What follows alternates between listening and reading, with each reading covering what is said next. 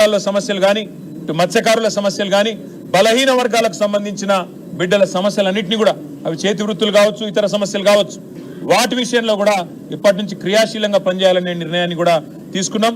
బృందాలుగా విడిపోయి మేమందరం కూడా సీనియర్ నాయకులం ఎక్కడి వారం అక్కడ క్షేత్రస్థాయిలో విస్తృతమైన పర్యటనలు చేయాలని చెప్పి కూడా నిర్ణయం తీసుకున్నాం. ఈ ప్రభుత్వం మీద ఈ పర్యటనల ద్వారా ఎక్కడికక్కడ సమస్యలను ప్రభుత్వ దృష్టికి తీసుకొస్తూ వారికి ఇచ్చిన మాటలను గుర్తు చేస్తూ, ఎందుకంటే చాలా మాటలు ఇచ్చారు, చెప్తే చాంతాడంతో ఉన్నది లిస్టు. ఆ బీసీ డిక్లరేషన్లోనే దాదాపు 50 నుంచి 70 హామీలు ఉన్నాయి. వాటన్నిటిని కూడా పూర్తి చేసేదాకా అమలు చేసేదాకా పోరాటం కొనసాగించాలని చెప్పి కూడా నిర్ణయం తీసుకున్నాం. నిర్ద్వందంగా ఈరోజు ఈ సమావేశం నుంచి మేము చెప్తుంది ఒకటే, బీఆర్ఎస్ కదిలింది బీసీల కోసం, బీఆర్ఎస్ కదులుతున్నది బీసీల కోసం. బీసీలకు తప్పకుండా గతంలో సింహభాగం సీట్లు ఇచ్చింది కేసీఆర్ గారే. అసెంబ్లీ ఎన్నికల్లో కాంగ్రెస్ కంటే బీజేపీ కంటే 2023లో కావచ్చు 18లో కావచ్చు 14లో కావచ్చు ఎక్కువ సీట్లు ఇచ్చింది కేసీఆర్ గారు బీఆర్ఎస్. పార్లమెంట్లో మొన్న 17 సీట్లకు గాను 6 సీట్లు బీసీలకు ఇచ్చింది బీఆర్ఎస్. కాబట్టి చెప్పడమే కాకుండా మొన్న వచ్చిన ఒక రాజ్యసభ కానీ గతంలో 4 రాజ్యసభ సభ్యులను చేసింది పంపింది రాజ్యసభకు బలహీన వర్గాల బిడ్డలను బీఆర్ఎస్. కాబట్టి మేము చెప్పేది ఒకటే, మేము ఆచరణలో కూడా చూపెట్టినాం. కార్పొరేషన్ చైర్మన్లు 50 మందిని నియమిస్తే కేసీఆర్ గారు 27 మంది బీసీ బిడ్డలకు ఇచ్చి గౌరవించింది కేసీఆర్. అందుకే మేము ఆచరణలో చూపెట్టినాం, మాటలకే పరిమితం కాలేదు. ఇంకా చేతి వృత్తులను ఆనాడు బలోపేతం చేసినాం. పిల్లలకు విద్య అద్భుతమైన విద్య అందించినాం. మీరు విదేశీ విద్యలో కేసీఆర్ గారు 10 లక్షల రూపాయలు మొదలు ఇన్స్టాల్మెంట్ ఇచ్చి పంపిన విద్యార్థులకు కూడా ఇలా 2వ ఇన్స్టాల్మెంట్ కూడా ఈ ప్రభుత్వం విడుదల చేస్తలేదు. అందుకే ఇన్ని రకాల సమస్యలు ఉన్నాయి. కాబట్టి తప్పకుండా భవిష్యత్తులో కొన్ని వర్క్ షాపులు కూడా నిర్వహించాలని, అవసరమైతే కొంత పెద్ద ఎత్తున జిల్లాలలో కూడా శిక్షణ కార్యక్రమాలు పెట్టాలని కూడా సూత్రప్రాయంగా అనుకున్నాం.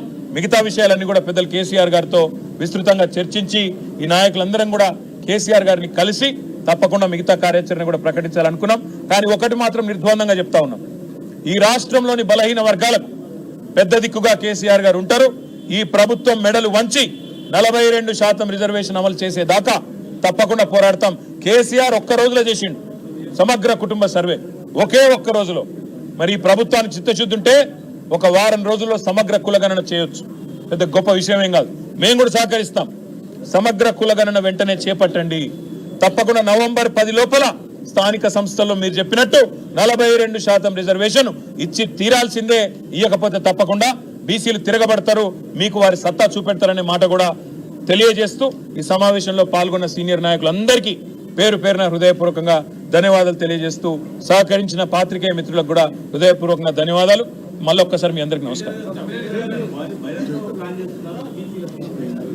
ఈరోజు సూత్రప్రాయంగా ఒక తొలి దశ కార్యక్రమాలు అనుకున్నాం. అందులో భాగంగా ఇందాక నేను చెప్పినట్టు ఒక బృందం రిజర్వేషన్లు ఎట్లా అమలు చేయొచ్చు చిత్తశుద్ధితో అని అధ్యయనం చేయడానికి మత్స్యనాచారి గారి నేతృత్వంలో తమిళనాడు పోబోతా ఉన్నారు. క్షేత్రస్థాయిలో ఉన్న సమస్యలు నేతన్నలవి కావచ్చు, మత్స్యకారులవి కావచ్చు, గురుకులాల్లోని బీసీ పిల్లలవి కావచ్చు, మా కార్పొరేషన్ చైర్మన్లు, ఎమ్మెల్యేలు, మాజీ ఎమ్మెల్యేలు, మాజీ మంత్రులు వారి నేతృత్వంలో కొన్ని బృందాలు పోతాయి. అదేవిధంగా మరికొన్ని బృందాలు మా ప్రభుత్వంలో 10 ఏళ్లలో మేము సాధించిన విజయాలు, బీసీల కోసం చేసిన కార్యక్రమాలు వాటిని అధ్యయనం చేస్తూ కొన్ని సంకలనాలు తీసుకురావడానికి మరొక వర్కింగ్ గ్రూప్ వేసుకున్నాం. ఈ రోజు ఇక్కడ దాకా అనుకున్నాం కార్యక్రమం నవంబర్ 10 దాకా. నవంబర్ 10 లోపల ప్రభుత్వం దిగి వచ్చి సమగ్ర కులగణన చేసి ఆ రిజర్వేషన్లు అమలు చేయకపోతే మీరన్నట్టు తదుపరి కార్యాచరణ బహిరంగ సభలు పెట్టాలా, ప్రభుత్వం మెడలు పంచడానికి ప్రత్యక్ష పోరాటాలకు దిగాలా, ఆ కార్యక్రమాలన్నీ కూడా పెద్దలు కేసీఆర్ గారితో మాట్లాడి తుది రూపాన్ని మీకు ప్రకటించి మీ అందరి ముందుకు వస్తాం. గాంధీ ఆసుపత్రి విషయంలో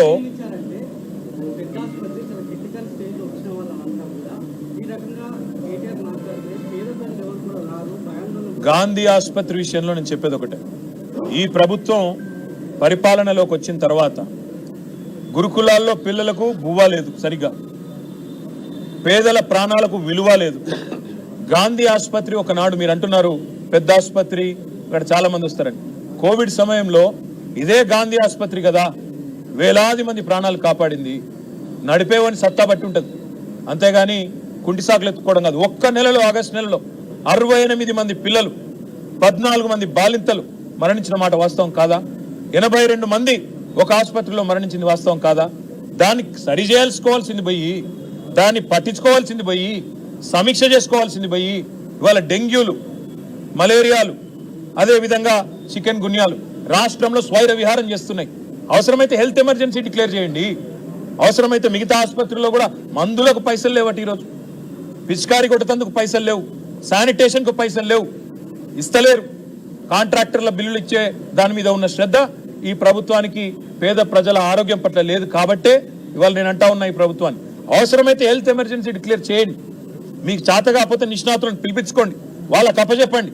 అంతేగాని ఈ రకంగా తమ బాధ్యత నుంచి తప్పించుకుంటామని ప్రభుత్వం అంటే కరెక్ట్ కాదు. కోవిడ్లో ఇదే గాంధీ ఆసుపత్రి వేలాది ప్రాణాలు కాపాడింది. ఆ రోజు ఒకటే ఒక్క ఆసుపత్రి మొత్తం రాష్ట్రంలో అయినా కాపాడగలిగింది. కాబట్టే ప్రభుత్వం తన బాధ్యతను తప్పించుకోలేదని నేను అంటాను. Thank you. జమిలీ ఎన్నికల విషయంలో ఇప్పుడే నేను కూడా చూశాను, మేము సమావేశంలో ఉన్నాము, ఇప్పుడే చూశాను కేంద్ర ప్రభుత్వం ఏదో చేస్తా ఉన్నది, ఏదో నిర్ణయం తీసుకున్నదని. నేను అనేదల్లా ఒక్కటే, కేంద్ర ప్రభుత్వం పూర్తిగా వివరంగా చెప్పాలి ఎట్లా చేయబోతున్నారు జమిలీ ఎన్నికలు. ఎందుకంటే మొన్ననే పార్లమెంట్ ఎన్నికలు పూర్తయినాయి. మరి పార్లమెంట్ ఎన్నికలు పూర్తయినాయి, తదుపరి ఎన్నికలు 5 ఏళ్లకి 2029లో ఉన్నాయి. మరి జమిలీ ఎన్నికలు అంటే నెక్స్ట్ ఎలక్షన్ లోపల మొత్తం అన్ని రాష్ట్రాల ప్రభుత్వాలు రద్దు చేసి ఒకటేసారి తీసుకొస్తారా, లేదా దశల వారీగా తీసుకొస్తారా, ఏ రకంగా తీసుకొస్తారో కేంద్ర ప్రభుత్వం ముందు తన వైఖరి విడమర్చి చెబితే. ఎందుకంటే ఇప్పుడు 5 రాష్ట్రాల ఎన్నికలు ఉన్నాయి జనవరి ఫిబ్రవరిలో. అసలు ఏం చేయబోతున్నారు? ఎందుకంటే ఒకవైపు సెన్సస్ చేయాలి, జనగణన చేయాలి, మరొక వైపు డీలిమిటేషన్ జరగాలి, మరొక వైపు విమెన్ రిజర్వేషన్, మహిళా రిజర్వేషన్ బిల్లు ఆమోదించారు కాబట్టి దాన్ని అమల్లోకి తీసుకొని రావాలి. తదుపరి 1 నేషన్ 1 ఎలక్షన్ అంటున్నారు. ఇది ఏ రకంగా తీసుకొస్తారు? కేంద్ర ప్రభుత్వం విడమర్చి వివరంగా చెప్పిన తర్వాత మా పార్టీ కూడా తన అభిప్రాయాన్ని మేము, ఎందుకంటే నేను ఒక్కడిగా చెప్పలేను, మేము కూడా మళ్ళీ ఇక్కడే పెద్దలందరితో కూర్చొని, పెద్దలు కేసీఆర్ గారి నాయకత్వంలో ఒక పార్టీగా ఆలోచించే అవసరమైతే మా రాష్ట్ర కమిటీ, మా లెజిస్లేచర్ పార్టీ, మా పార్లమెంటరీ పార్టీ అందరం కూడా కూర్చొని ఒక నిర్ణయం తీసుకొని ఒక అభిప్రాయాన్ని మీతో నేను పంచుకుంటాను. Thank you.